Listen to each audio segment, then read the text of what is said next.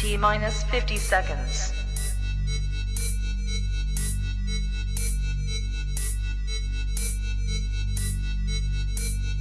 T minus 40 seconds.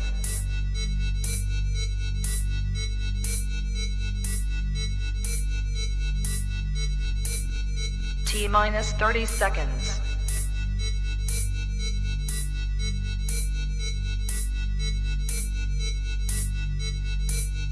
T minus 20 seconds.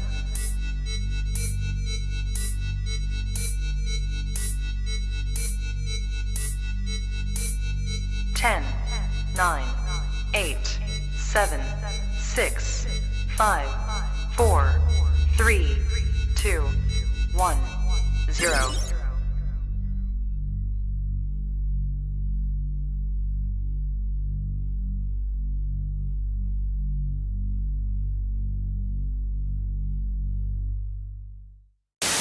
It's everyone's friend, it's Tyler. He's your only black friend, so he's your best black friend. No one's waiting for another black friend, because black friends are rare, as you should be aware. He smiles like Richard Pryor, so just sit and stare. It's everyone's friend, it's Tyler. It's everyone's friend, it's Tyler. It's everyone's friend, it's Tyler. Hello everybody, this is Tyler. So today I have a special guest for this channel. Her name is Kaya, and I found her on TikTok and she makes really good content. So without further hesitation, Kaya, how are you doing? Hi, I'm good, Tyler. How are you? Great. Now, first and foremost, this is like my opening for my channel. Do you like the opening? I love it. It has a lot of creativity, a lot of personality, a lot of energy. A great way to start a live stream. Thank you. I want to tell you like the history of my like opening for 1 second, and we can go to the topic. But basically, the story was I was on like some sort of like chat, and it was like a bunch of friends, and they said, "Hey, is everyone's friend is Tyler?" And I'm like, "Yeah, I'm your best black friend." And then overnight, someone actually wrote the lyrics, and then after they wrote the lyrics, they composed a song with the computer, and they sent me the audio file, and I did the rest. So it was fun making the whole entire opening. Yeah. It was a fun opening, so I'm glad that you also had fun making it. That's the best part, right? Great, great. So I guess, before we get into the main topic, I just want to know quickly like your history because in your profile you mentioned that you're an ex non-binary and that you're like, an ex leftist. Like, can you tell us like the point at which you started to change your mind? Yeah. So I guess growing up, and especially when I first started college, I was very far left, very woke. Like I said, identified as non-binary. I was really into anti-racism and socialism and a lot of these very far left issues.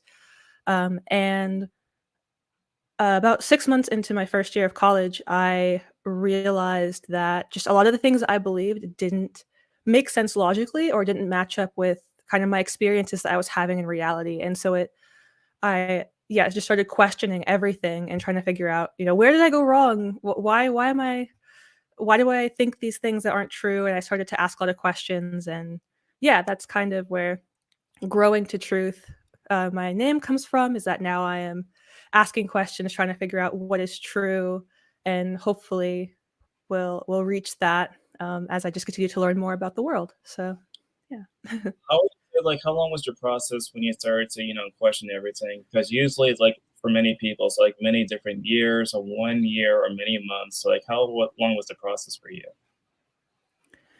Yes, I would say probably fully 3 years to kind of fully undo a lot of the things I had learned, um, and to really just accept myself as being like more of a critical thinker and being able to say, okay, I don't need to believe all of these things I was taught. I can fully let myself just, Would you say like the main move forward and find the truth. Yeah, would you say like the main reason why you thought the way you did was maybe because of, I guess you can say, pressure or influence by your professors or your peers, or like, something that you came by your own terms?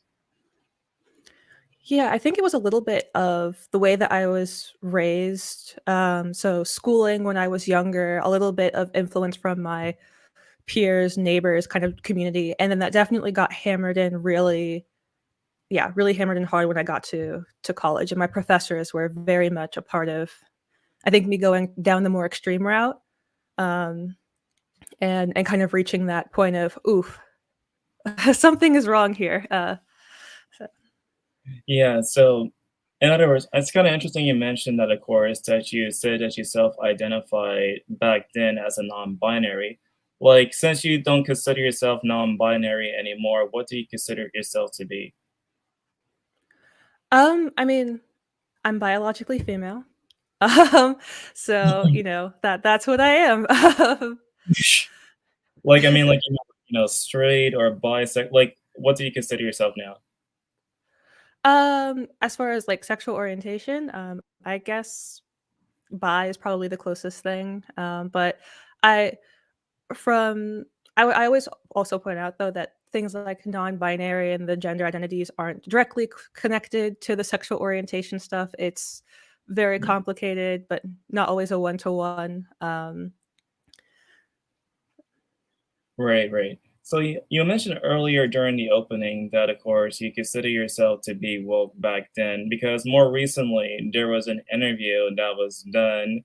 I think it was by The Hill, and there was like I guess the person interviewing the guest basically asked, "What do you define as woke?" And I think the guest in that particular interview stumbled because it was, I guess, maybe hard for her to define on the spot what exactly is wokeism. And so I guess my question for you, it's not to trap you or anything like that, but what is your definition about what is woke? Yes. I love this question. So my if I were to explain what wokeness is, I would say that there's three parts to wokeness. So it's an ideology or like a philosophy that is one separating people into groups and labeling them either as oppressed or oppressor. Um, two, believing that kind of the proof of these oppressed and oppressor groups is through just differences in performance between these groups or differences in statistics, yes, statistical differences between these groups. And then that the solution to solving these statistical differences or performance gaps is through equity and other types of equality of outcome. So that would be my definition of wokeness. Yeah, it's interesting you mentioned that because what's strange to me because like, the whole entire debate about what exactly is woke is kind of you can say peculiar to me because mostly it seems as though that the very, you can say, same people who, as I guess you can say, those who don't identify with these ideas, that you cannot necessarily define what it is. Because on the other hand, I noticed, and I guess it's from the very same people, usually in their videos and or on social media, they had the hardest time to define what exactly is a woman because they seem as though that they don't think that being a woman is something that you're biological with. But I guess as you're trying to say, like, look at me, but what about you? Yeah, exactly. I was also I don't know if you saw yesterday I posted a TikTok about someone talking about whiteness. And I asked someone in the comments who was upset with my video to define what whiteness was, and they were having a really hard time. They were like, "Whiteness is bad," and I was like, "Well, what is whiteness?" And they were like, I don't know." And these are typically the same types of people, can't define woman, can't define whiteness, but then are coming after me saying I can't define woke when I just gave them a definition. So Well, since they're not there, but I'm gonna try to, I guess you can say, play devil's advocate here. So I would probably say maybe for them, they would probably say somewhere in the lines of, well, you see, whiteness is like, systemic racism, and basically whiteness is synonymous with, like you say, white supremacy. And what would your response would be to that, I guess, that kind of answer for that question? I think that's I think that's really silly that you want to call those terms whiteness.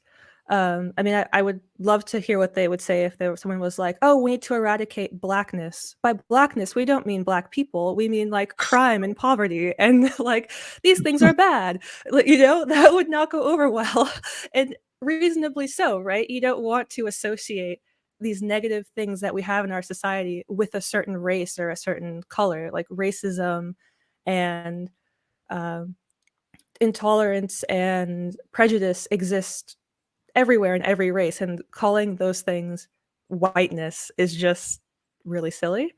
Um, It's interesting you mentioned that, of course, like the whole issue of whiteness and the blackness example. Would you say like it's the same thing for like, transgenderism? Because more recently there was an interview that was done by Michael Nunes where he basically said in the speech that he wants to eradicate transgenderism.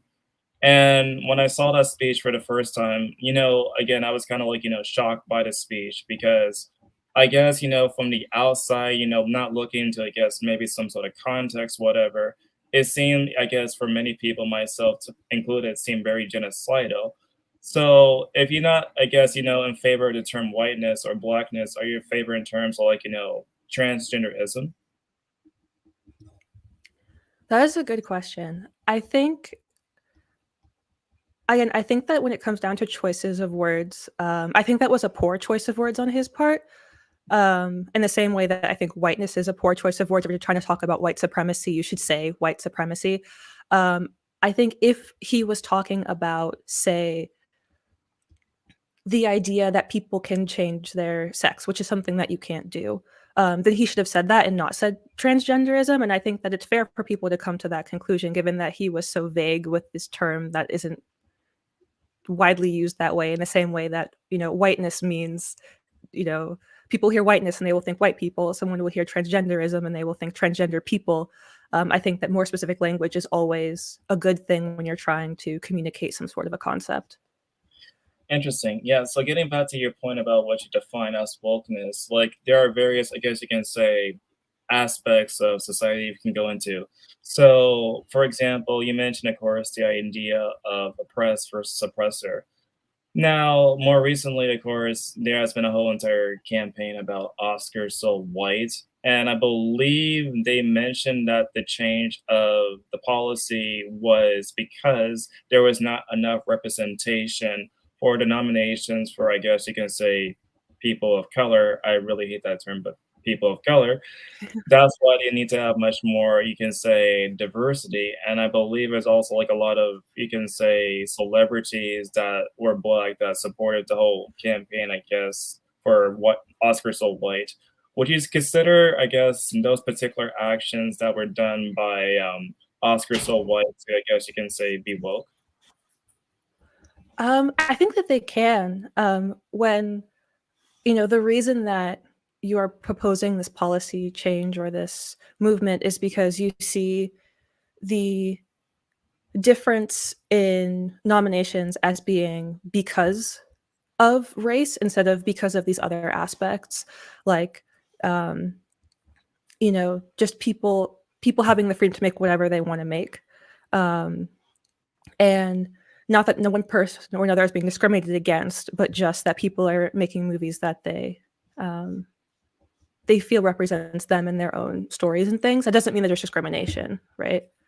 And so that, I think, is where that could be considered woke. And I don't know if I'm explaining this well, but yeah, when you jump to the conclusion that a difference is simply because of race and discrimination versus any other factor, I would say that is wokeness.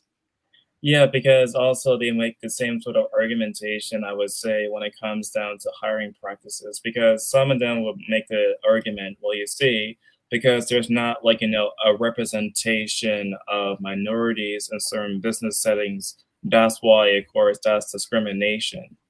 But you need to take into like in consideration like a lot of different factors. For example, if you live in a place where I guess you can say that the race is majority, like you can say represented by a specific race, it's not necessarily you can say a racist policy per se.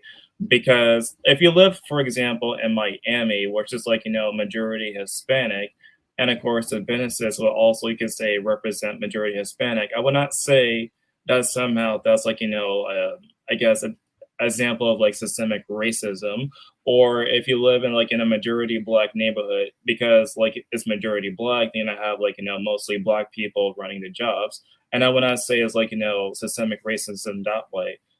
And so I would guess my question is that what do you consider to be systemic racism in your eyes? Whew, that is a good question. I think I am of the rare minority of people to where I think when we talk about systemic racism, again, with just specific terms, I think that that term is useless. The term systemic racism. I think there are a few different things that people kind of package into that term. One being kind of these past examples of bad policies or racist policies. Two being individual instances of racism. And then three being just kind of people's individual choices and decisions. Um, and I think when these things are kind of packaged together, they create this term called systemic racism when you're looking at, yeah, just the effects of past policies and things like anything that can really create these performance gaps. So I don't like to use that term. I like to talk specifically about, which of these three things we're talking about. So for example, we're talking about, say, hiring practices. Um, if we're talking about, say, oppression, as people would call it, or, these past policies, I would question how these past policies are affecting hiring decisions today. Are, are there policies that are actually coming in, maybe if a place still has a Jim Crow policy in place, then I wouldn't call that systemic racism. I would just call that general racism. Um, if we're talking about an individual hiring manager that's just racist, then that is an individual instance of racism, and I would not call that systemic racism. And if the reason that we're having, different hiring practices is because of, like what you said, maybe it's an area that's majority one race, or you have majority people of one race applying to a job, or it just happens to be that the people who are qualified happen to be from one race or another, then that's not racism at all. So I think that using these different labels to kind of define these different instances is important, instead of grouping them all under this kind of vague label of systemic racism. It's also interesting you mentioned in your videos that you consider yourself to be an individualist. And I guess for my audience, what do you find, I guess, as individualism in your opinion? Yes. Individualism is seeing and treating each person as an individual. So if I, see you, I'm not going to treat you a certain way because you're Black. I'm not going to treat you a certain way because you're a man. I'm going to see you and I'm going to treat you as Tyler, a person, right? I'm going to hopefully get to know you and, treat you accordingly. And if you turn out to be, a mean person or a terrible person, which it doesn't seem like you are, then then maybe I can judge you accordingly. But since you seem like a very nice person, I'll treat you as a nice person, and I don't see that as having anything to do with these immutable characteristics. I see your personality and your moral system having more to do with who you are than any of these check boxes that you can find yourself in. Yeah, it's interesting you mentioned that because there was also, of course, many different cases about, you can say, movies or the multimedia. And what's so strange to me is that you can see various types of companies, for example, like Disney, because they have like a lot of different things they do for diversity, but it seemed, I guess you can say, very hypocritical. Let's take, for example, the example with Mulan, because I think more recently they filmed near like the concentration camps where I guess many Uyghur Muslims live, and of course, they try to also at this spontaneously say like it's actually diverse that we actually have something like Mulan, or for the case of like you can say Black Panther, because I remember, of course, seeing the poster for the Chinese market for Black Panther, and they would just put like you can say the mask over the main character, I guess to not offend the Chinese market, and also for Star Wars, I'm not sure which Star Wars, but one of them actually had like a Black character, and they started to censor, I guess, the Black character to make it, I guess, more marketable. or another Star Wars movie where I think one of them had a gay kiss, and they remove it for the Chinese and the Middle Eastern market. But it's like when I see stuff like this, it doesn't seem as though that they actually care about, you can say, real diversity. As long as they're making their paycheck, that's why they do the things they do. What's your thoughts about that? Yeah, I guess I think that companies, they have the right to do what they want to do, but I do think that it is disappointing that they don't practice what they preach. It definitely does seem very uh, superficial when they claim to be certain to do certain things, and they might do them in one market but not in another. I think that I don't know. For me, at this point, I've come to just expect that from these companies. Um, I I'm not sure if I don't know. Do you think that people generally believe that these companies are being genuine when they, claim to be pro diversity, or do you think that most people can kind of see through it and are kind of aware that it's just for, the purposes of marketing to Americans versus marketing to other countries? It's like a really hard question to answer because I cannot be like a mind reader. The most I could possibly do, maybe like on my social media, is to make a poll and maybe Mhm. ask people, like, what do they specifically think about these companies? Do you think they're actually authentic or not authentic? And I guess from there, we could possibly go from that data point right there. But my general impression, I guess it kind of, depends from person to person. I'm pretty sure that there are some people that think that they're actually legit, but I think those kind of people don't really, I guess you can say, pay attention to the stuff behind the scenes for these particular movies or TV shows. And so maybe that there are some that do think that they're actually legit and some that don't, like people like us. Mhm. Yeah. Right. So getting back to the topic, because one of the things you mentioned in your video was like a response to anti-racism. And I think the white guy that was responding to you, he mentioned that being anti-racist is the same thing as, being pro-individual.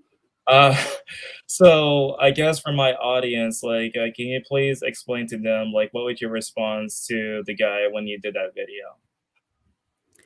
Yes. So I think he was confusing uh anti-racism, the and this is where I think that language is so important when we're talking about a lot of these things, and when the anti-racist philosophy is not, at least in my view, actually anti-racism, but that's just the term that they have used to kind of describe the philosophy. So anti-racism, at least in its modern form, is probably most easily explained through a quote by Ibram Kendi, who wrote the book How to Be an Anti-Racist, and kind of how what he says is that the remedy to racist discrimination is anti-racist discrimination. The remedy to past discrimination is present discrimination. The remedy to present discrimination is future discrimination. So what anti-racism kind of claims to do, or what it does really in action, is says there were these bad things that have happened. There have been these racist policies that we've had in the past, and the solution to fixing these racist policies is to do the same thing, just against different groups that we think are more deserving of being kind of having these racist policies against. And so, yeah, to me that, that's not being against racism, and kind of as he says, it is just discrimination towards just other people, which, in my view, doesn't stop racism. It just continues it in a different direction. So I would say, yeah, my solution to the whole thing was individualism, which is what I said in the video. If there are policies that are discriminating against certain people based on their skin color, then our solution is to stop doing that. To treat people as individuals, treat them as people based on their merit, based on their morals, based on who they are, not to continue to categorize people by race and then discriminate. That seems very counterproductive to what we're trying to do. It's interesting you mentioned that one of the people for the anti-racist movement was Ibram X. Kendi, because there are two things I want to mention, and he could possibly react to what I'm going to say. because one of the things that he mentioned before, I believe it was an article written by him. I cannot remember the exact site, but he said along the lines that he wants to open like an anti-racist, I guess, department for the U.S. government or something along those lines. And also, I remember him, of course, saying at some point that basically, like, when it comes down to policies, there's either you can say racist policies or anti-racist policies. And it's kind of like, kind of fit into this sort of false dichotomy. He also continues to say, I believe at some point that America has like original sin to slavery. Now, there are some people that will say that the language that some activists use is very much synonymous to, I guess you can say, a religion. And so I'm kind of curious, do you think that when you hear these type of activists talk, that is very, like you say, religious or cult-like, in your opinion? Absolutely, both religious and cult-like. I think you hit the nail on the head with that whole original sin from kind of colonization and how, people who did like bad, terrible things thousands of years ago, or not thousands, hundreds of years ago, and are, those actions have still like tinted the morals of people today who had nothing to do with that. Um, I see that as very similar to the, Garden of Eden story in the Bible where, yeah, um, Adam and Eve eat the apple, and now everybody is a sinner because of something that they did. I guess for them, yeah, it would be thousands and thousands of years ago, according to, biblical timeline. Um, and that is so kind of ridiculous that, the actions of people who you've never met and never interacted with, how those actions can potentially say something about you today who has not done those things. Um, and as far as it being a cult, that is definitely how I felt when I was a part of it. There was just a lot of say the things that you're supposed to say, don't ask questions about it. And if you step out of line, we're going to kind of ruin your life.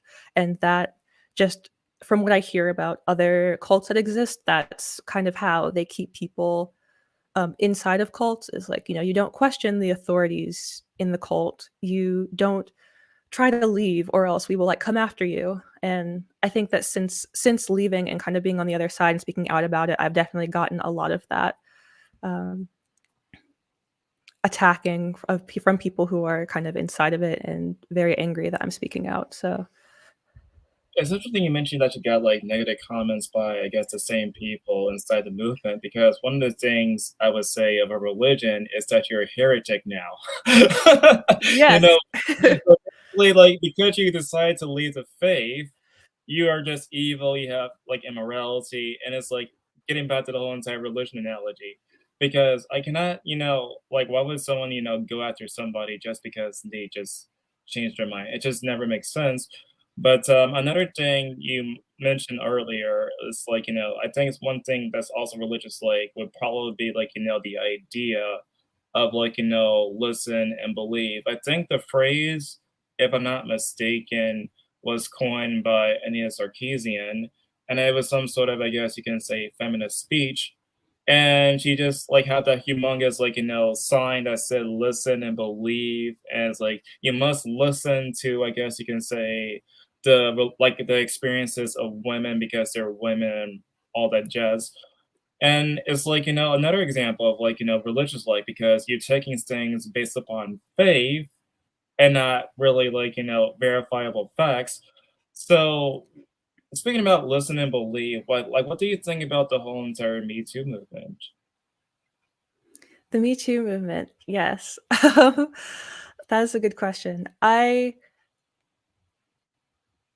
Yeah, I mean, I think that anyone who like has a basic understanding of reality, and I hate to say it that way, but anyone who has an understanding of reality knows that false accusations happen. And so this idea that we should just always believe women, like even when we know that false accusations happen, is just to ignore reality. And I think that that's crazy to ask of people, to ignore all of the things that we know about the world for the sake of this movement. And I think, as you're talking about this, listen, believe all women when they tell you about really anything having to do with sexism. There's a similar thing with believe all Black people when there's anything having to do with racism, right? If someone calls you if a Black person calls you racist, it means that you're racist, whether you said anything racist or not. And I think that is partially why the people who are within the cult are so aggressive towards probably people like you and people like me, because they see us as, well, we're supposed to listen to all of the Black people, or for me, they're supposed to listen to all of the women, so we can't have anybody saying anything that you know is against what we're saying, because then that doesn't hold up anymore, right? If someone listens to what you're saying, listens to what I'm saying, and we're saying what's against them, then they can't use this phrase of believe all Black people, believe all women. So they have to shut us down somehow. Right, like getting back to the whole notion about listening, believing, and I guess the cognitive dissonance that goes behind it. Because the thing is, like, you mentioned before that you get like these messages from people. By any chance, have anybody call you like outside your name? For example, for my case, when I make my videos specifically talking about Black Lives Matter, I get like the most nasty comments. For example, have you gotten comments that you're like an Uncle Tom or a coon or like whatever kind of, insult that they think at the moment? Oh, yes, absolutely. Definitely, Uncle Tom is a lot. Actually, I've been called Aunt Tammy too, which was a little bit more original, but I guess that's like the female version of Uncle Tom. I think yesterday I got a comment that called me like a house slave. Um, so yeah, Uncle Tom, coon, house slave, bed wench. Oh, Um, yeah, uh, I get those all the time, and but they're the for me, anti-racist. They're just the anti-racist, right? yeah. Yeah, especially on the things where I say that I'm not anti-racist, when I'm like, "I'm an individualist, and I'm not gonna judge you based on your color," and then they're like, "How dare you?" Um, but, yeah, when someone says something like that, for me, it tells me, it tells you more about them than it does about you. Like, this person doesn't have an actual argument. This person can't actually talk to what you're talking about. They just wanna call names because they're frustrated that they can't debate any of your actual points that you're making. So I just kind of ignore them. I don't know. Yeah, getting back to, I guess, feminism and also, I guess, Black Lives Matter. So let's start with feminism first, because earlier I mentioned about Anita Sarkeesian. What do you think about the feminist movement? Do you think it's actually a force for good or bad? Because there was a poll, I think some sort of thing that was done on Twitter and that was done by United Nations. And it was like a chart that said, do you believe in the equality of like women and men? And it's like, yes on one section and no on the other section. And of course, obviously, people who said no, it's like the sexist, whatever. And the people that Mhm. says yes, that must mean that they're a feminist. What do you think about the movement? Like, do you think, of course, if people, don't like the feminist movement, they must be a sexist or whatever kind of slur that they throw against you? Yeah. I absolutely do not think that not being a feminist makes you a sexist. I think when we talk about feminism, again, I keep talking about just like language and how we use it. I think it's really important that we separate like the different waves of feminism. Like I consider myself to be a first wave feminist in the sense that I like being able to vote. That's really nice. But in the modern waves of feminism, where it is, I mean, I see it very much as this, again, this kind of oppressor oppressed dichotomy where, all women are oppressed by all men and all men are part of the patriarchy. I think that is very harmful for both women and for men, because you're teaching women that, your entire life, you're um your entire life, like, you have no control over it because there are these evil men who are going to be trying to hurt you everywhere that you go. And for men, you're telling them that you're a danger to every woman just by existing, and you're causing harm to people just by being a man. And I think that though that aspect of feminism I'm personally very against. And when I say that, I definitely don't feel oppressed by men. There hasn't been anything in my life that I haven't been able to do because of like a man being present or a man stopping me from doing something. I get called a lot of names, kind of similar. I get called a handmaiden, and like a patriarchy apologist, and um, and yeah, and I typically what I say is kind of exactly what I just said. It's like I don't feel oppressed, and I there's nothing in my life that I haven't been able to do because of a man, and I think that feminism kind of teaches the opposite of that, which I think is really dangerous. Yeah, it's like, at least in my, I guess you can say many years of doing YouTube videos, I noticed like many feminists do like a lot of things that are wrong.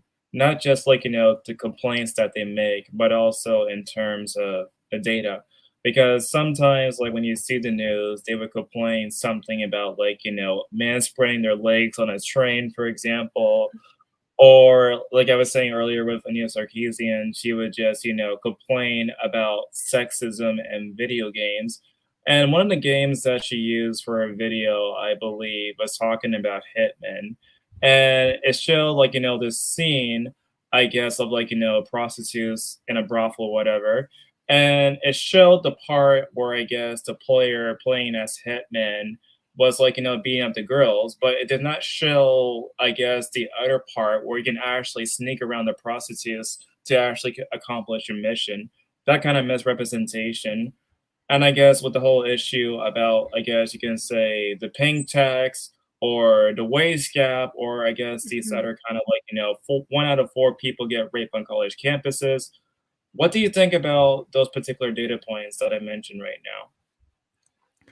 Yeah, I mean, I think that this is very similar to what we were talking about earlier with the kind of the DEI or the race hiring practices, where they will look at something and say, there's this gap, therefore it's racism, when it could be a variety of different things. And the wage gap, like you said, it is data being skewed. The idea that a woman with the exact same qualifications and in the exact same job as a man is making 77 cents to the dollar or 70 cents to the dollar, I forget what the exact number is just not true, right? It's these average numbers that don't take into account the fact that some women decide to work part-time, that women on average take off more time from work than men do, that women tend to go into different fields, and that there's nothing wrong with that. It's just, people make choices for what they think is best for their lives, and then people will skew these choices into being some sort of oppression that doesn't exist.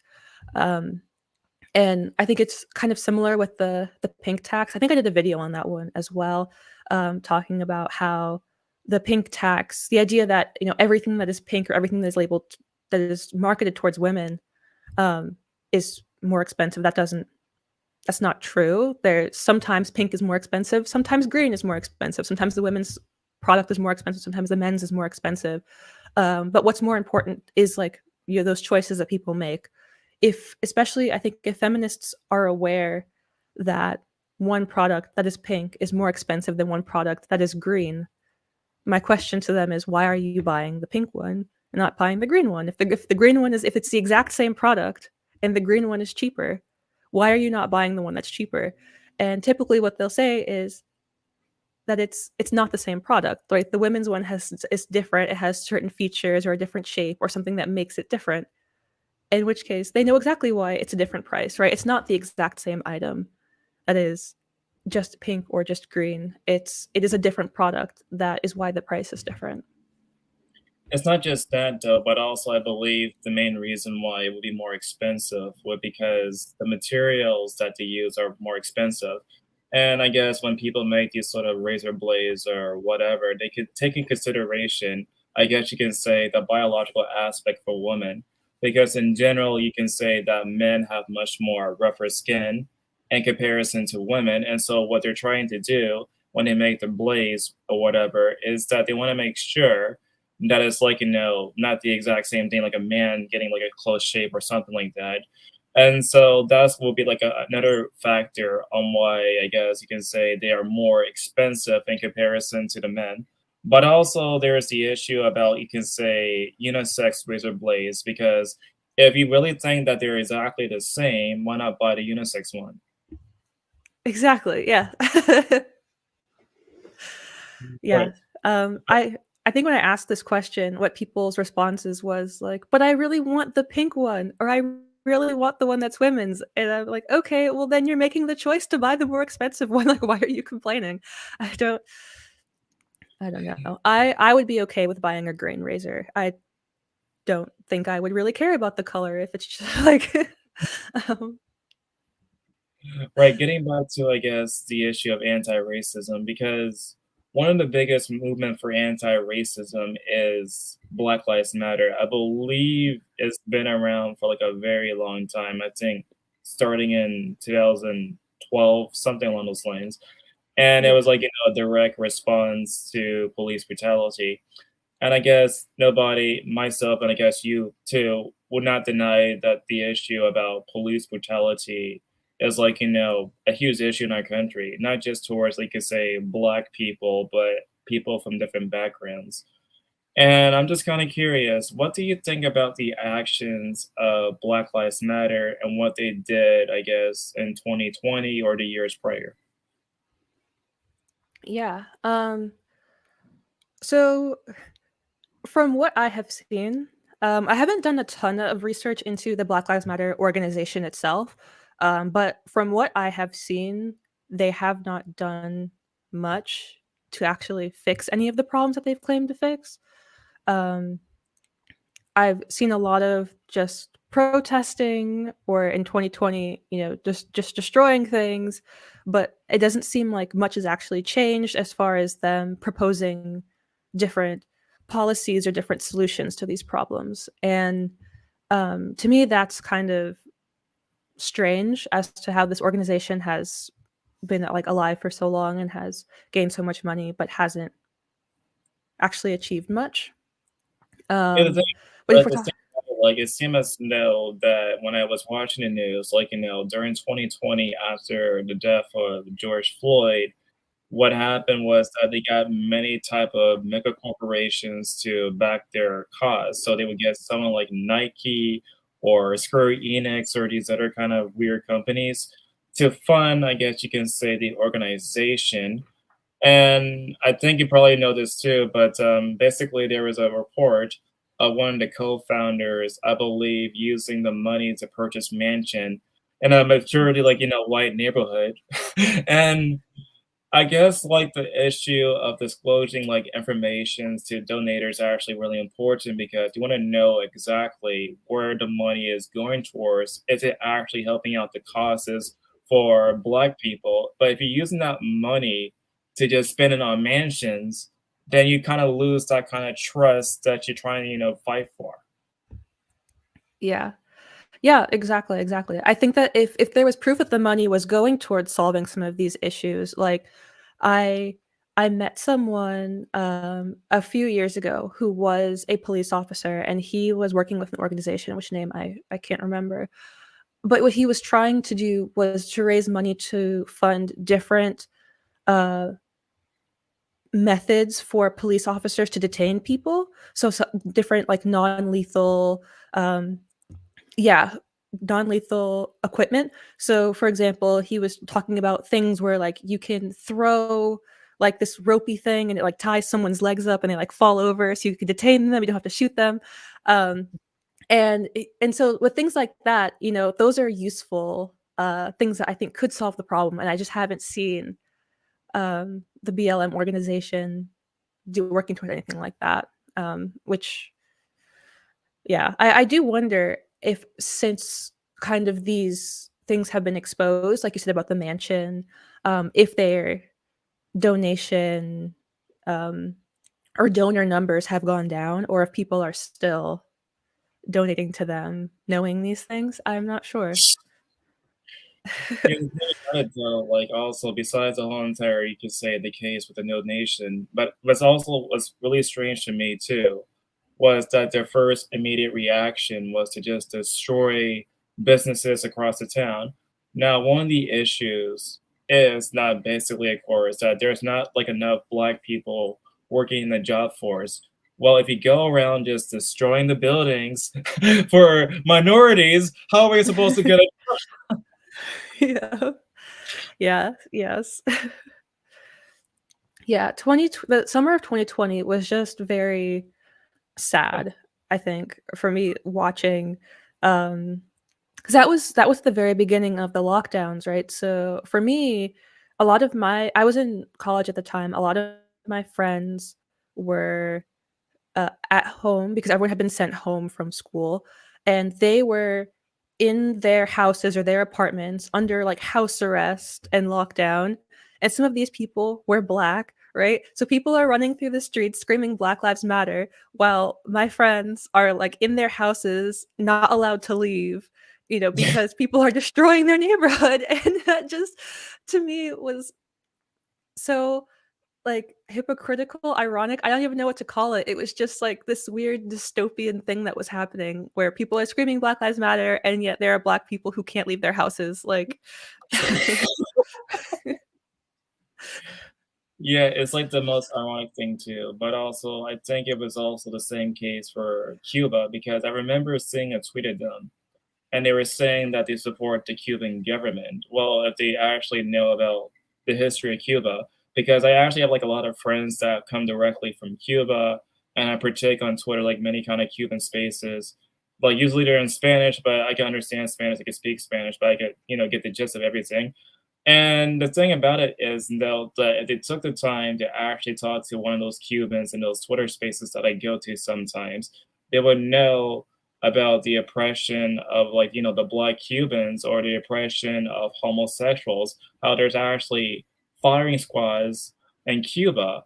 And so it didn't make any sort of sense to me. Like, why would they support this sort of government that clearly is oppressing its own people? yeah. Yeah, exactly.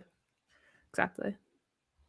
Like getting back to I guess the topic here. So basically we cover of course like feminism, we also cover about anti-racism and of course some other things. I'm just kind of curious, like the issue about the black family, because of course, like I've read and I know that basically back then, even though like there was like a lot, you can say maybe like a lot of policies that discriminated against black people for like slavery and also segregation, that the families were much more closer in comparison, and of course, many people also pointed out that basically black people had, of course, their own businesses way more, I guess you could say, in comparison to now. And of course, I guess the issue about the splitting up the black family, because it seems as though that black women are now the mom and the dad for most families. And so, what's your solution, I guess you can say, about the issue, I guess, of the split share of the black family? How can we possibly resolve this issue without going too far extreme into wokeism? Yeah.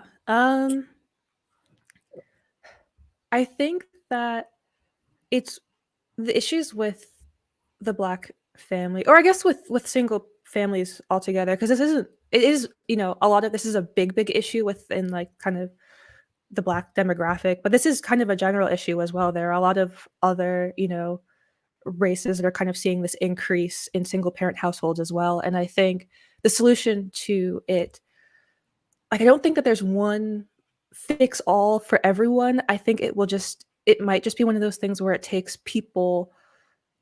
I'm back to kind of individualism, but I think it will just take individual people kind of realizing, hey, this isn't working, I've come from multiple generations of single parents, and it we haven't been able to um achieve what we've wanted to because of the struggles that have come from that. And so it takes someone, stepping out and breaking that cycle and deciding to do something different to kind of fix that. And I don't know if there is a one size fits all solution to every single family, because I think that every family ends up in that situation for different reasons. Right, Um, so exactly. yeah, so Because I don't know if you have a solution, but that's kind of how I see it, is that it's just going to take people kind of realizing, hey, this isn't working. I want to do something different. I want to change my own path for my kids in the future, so I'm not going to do the same thing that maybe my parents did by, being raised in a single parent household. I guess one solution is like you were mentioning earlier in the interview about individualism. I would say that one solution could promote that within Black communities because the more they see themselves as individuals, the better off they don't see themselves as oppressed. And I think the main reason why I guess a lot of us in this situation right now is because we overly obsess about issues about race. And so the more we actually can say, see us as, Tyler the individual or Kayla the individual, that's like, a good starting point to begin with. Because I talked to many people from like you could say around the world, and they tell me that Tyler, like, America is the only place where they actually assess so much about the race. Because if you live in Spain, you're Spanish. If you're like, French, you're actually French. If you're like, English or English, they don't necessarily care about, you can say, the race of a person or the, I guess, whatever, the background. And so if we see yourself as, I guess you can say, American first before like, Black American or African American, that's like a good starting point. What do you think? Yeah, I 100% agree with that. I've been reading a little bit into the theory of racelessness by I think the book about this theory is by Sheena Mason, and she kind of talks about the idea of one race, variety within. So you have just, we're all Americans. It's just you have some who have less melanin than others, and that's, that doesn't mean that we should group people into groups. We should all see each other as, just Americans, or it's just humans, and kind of step away from those categories of white, black, Hispanic altogether, and to, come together more. And I really like that idea of how we can move forward past some of these issues, because I think that also solves the issues of any issues of racism as well, right? It's not just a nice way to see the world. It actually would solve a lot of these bigger issues if we could get a massive amount of people to stop using race as these boxes. Yeah, another solution I would probably have too is also, to find people that are compatible with you. Because it would not make any sort of sense to, date a woman or date a man and you two don't actually, are compatible together.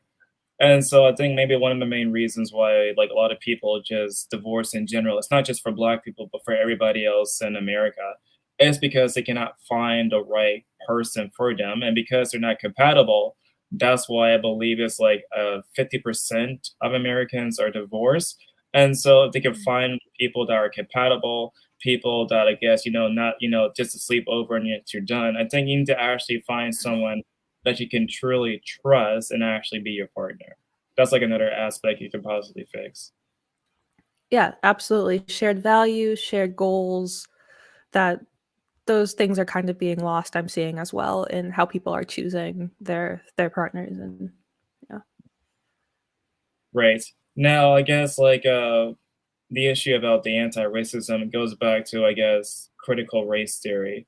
So I guess what do you define as critical race theory? Because it's like another thing, like, people have arguments over. So to you, what exactly is critical race theory? Yeah. So I think that more recently I've realized that my own definition of critical race theory is wrong. I don't know if I'm in a place right now to be able to define it, because I'm still doing research into understanding the theory more and coming up with a more solid definition. But I would actually love to hear your thoughts on this if you have a solid definition of what critical race theory is. It's kind of like, really hard to pin down to like just one costume because there's like, many different ideas. But I did a video on my channel going over like, I think it was a book that was called Critical Race Theory and Overview. I cannot remember the exact author, but I think it was like one of the founders of the ideas of critical race theory. And to sum it up, I would say it's like the ideas of intersectionality that comes directly from it, because I believe back in 1980s, it was actually Crimley Croshaw that actually came up with the idea of intersectionality. It's also the ideas of like, color blindness, because basically what they argue is that they're against the notion of color blindness. So I guess that's another aspect of critical race theory right there. Another aspect is the issue of white privilege, because that also comes directly from this idea of critical race theory. So critical race theory in a nutshell would be like, I guess intersectionality on steroids. Yeah. Yeah, I've read a little bit of Kimberly Crenshaw's work, but more on the feminism side than on the critical race theory side, but that sounds about right. Right. Yeah, so what do you think about, I guess, like I mentioned earlier, that one of the aspect of critical race theory is white privilege. What do you think about white privilege? Like, do White you think that privilege. white people have benefits in societies in comparison to black people? I think that I guess, do I think that white privilege exists? Yes, but I also think that black privilege exists. I think that it depends on the situation. Different people can have different privileges in different situations, right? So people will probably who might be watching are going, "Black privilege? What are you talking about?" So one example of that could be, for example, when I was applying for colleges, I know that I definitely got a boost on my application because of my skin color compared to somebody who had the exact same scores and qualifications. And to me, I do see that as black privilege in the sense that I am being favored over somebody else of the same merit because of my skin color. Um, and so I think that if you look at these different, um, I guess an example of white privilege, maybe if you're casting for a movie and this movie takes place in Scotland, they're probably going to prioritize picking white actors over actors of other races, right? So I think that it depends on the situation that you're looking at as to, whether one group is being favored over another. And I think that in some situations it might make sense. Like I think that if you're doing casting for a movie, like casting black people in Black Panther makes a lot of sense. Casting white people in a movie that takes place in Scotland makes a lot of sense.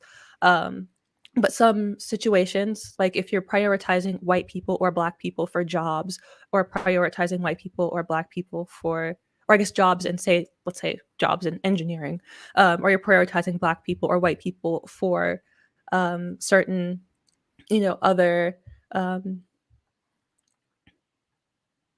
situations, like having white people or black people sit in the front of the bus or the back of the bus or anything like that. Like those are irrational situations of privilege, and I think that um, we should move away from those irrational privileges. Um, It's interesting you mentioned that, like, there's, like, a thing like black privilege, because I don't use the term personally, but there are certainly, like, advantages, I guess you can say, of being a black person in comparison to a white person. Let's take, for example, the whole issue about the N word, because basically everybody, who's black, like, they say, "What's up, my nigga," or whatever. But mhm. if, like, a white person were to do the exact same thing, it looks down, like, as something that's terrible.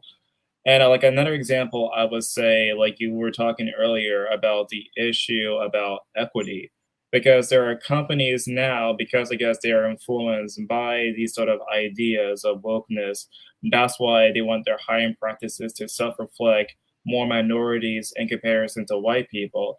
And so, like, that's, like, another advantage right there. You also mentioned about, I guess, college campuses and the SAT score. I remember there was a specific, news article that was done. I cannot remember the exact college. I think it might have been like Berkeley or whatever, but basically, I think it was like the Asians were actually getting deducted points based upon their race. And it's the same thing for like white people; they were also getting deducted points based upon their race. But the black people actually got more added points for the simple fact that they were also black. And so when you say like, black privilege, I would say those are pretty good, I guess, examples, at least from what I've seen so far on my research. Yeah, I would 100% agree. I know that there's a group of people who are or were suing Harvard for discrimination against Yeah, that was the name, Harvard, not Asian. Berkeley, Harvard. Thank you. Yeah. Yeah, I think I have do I have my Yeah. book here? In A Convenient Minority, by Kenny Xu. He talks about that whole case about how Asian Americans are being discriminated against. It's sad and unfortunate, and I hope that we move past that soon. Mm. Yeah, like it's also really interesting too because like another aspect in the data shows that I believe Asian Americans they make more money in comparison to white people. So you have a situation where they say that there's such a thing like as white privilege, but here we have of course like you could say all these Asians making more money than even white people. So which is it? Yeah, and that's where I've heard this definition of whiteness where people talk about white supremacy and things, but I've also heard whiteness as being referred to Asians as well. That because Asians succeed, on average, have these high success rates in school and in jobs and things, that they are a part of the problem of whiteness. And so, I think they're doing the same thing for Hispanics too, because they were yeah. saying that because they're light skinned, some of them are. That's another example of this sort of white privilege too. It's like how? How? Yeah, the whole thing is just so silly. I It really is.